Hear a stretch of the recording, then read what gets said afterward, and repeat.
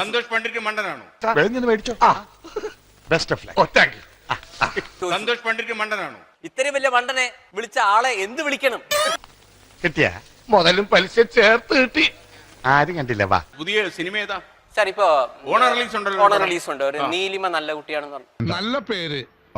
ഒരു play card കയ്യിൽ പിടിക്കുക, എന്നിട്ടേ എന്നിൽ ഔഷധ ഗുണമില്ല എന്ന് പൊട്ടി കാണിക്കാം.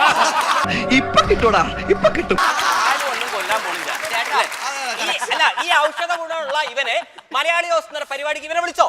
16 ഒരാളായിട്ട് എന്നെ വിളിച്ച് 26 ലക്ഷം രൂപയൊന്നും. എടാ, ഇന്ന് വരെ നിനക്ക് കോപ്പിൽ 1 രൂപ ആരും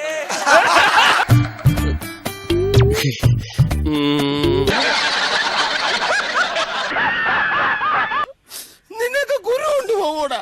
സൗന്ദര്യം കുറഞ്ഞവരെ മലയാള സിനിമ ഇന്നും അംഗീകരിക്കുന്നത് വട്ടനും പൊട്ടനും. നിങ്ങൾക്ക് നോക്കിയാറേ, ഒന്നുകിൽ അവൻ വട്ടനെ അഭിനയിക്കണം, അല്ലെങ്കിൽ പൊട്ടനെ അഭിനയിക്കണം, അല്ലെങ്കിൽ വില്ലനാവണം.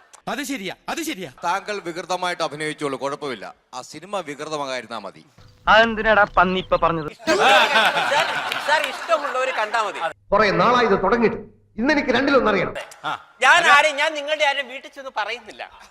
കിട്ടിയല്ലോ. നിങ്ങൾ പറ്റുമെങ്കിൽ 4ാം ക്ലാസ്സിലെ സോഷ്യൽ സ്റ്റഡീസ് വായിക്കൂ. ഇന്ത്യ സ്വതന്ത്രമാണ്, ഇവിടെ ഫ്രീഡം ഓഫ് എക്സ്പ്രഷൻ, ഇവിടെ അതുണ്ട്. ഇത് പറയാൻ ഒരു ഇന്ത്യൻ പൗരന് അവകാശമുള്ള പട്ടിപ്പന്നികളായി. ഇന്ത്യ സ്വതന്ത്രമാണ്, ഇവിടെ ഫ്രീഡം ഓഫ് എക്സ്പ്രഷൻ, ഇവിടെ അതുണ്ട്.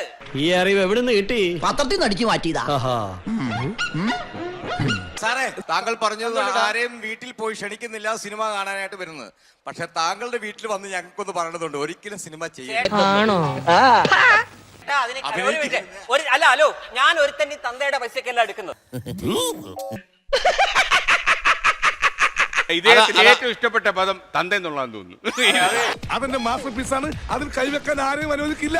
പണ്ഡിറ്റിന്റെ ആദ്യ ചിത്രത്തിന് പല ദിവസവും ആൾക്കാർക്ക് ടിക്കറ്റ് കിട്ടിയില്ല. എല്ലാം വിധിയുടെ വിളയാട്ടം. കാരണം ടിക്കറ്റ് കംപ്ലീറ്റ് കത്തിച്ചു വന്നിട്ടുണ്ടാവും.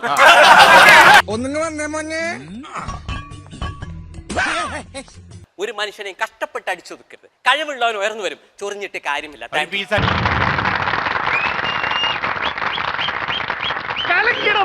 എല്ലാവർക്കും സന്തോഷമായല്ലോ. എനിക്ക് സന്തോഷമായി. എല്ലാവർക്കും പിരിഞ്ഞു പോവാം.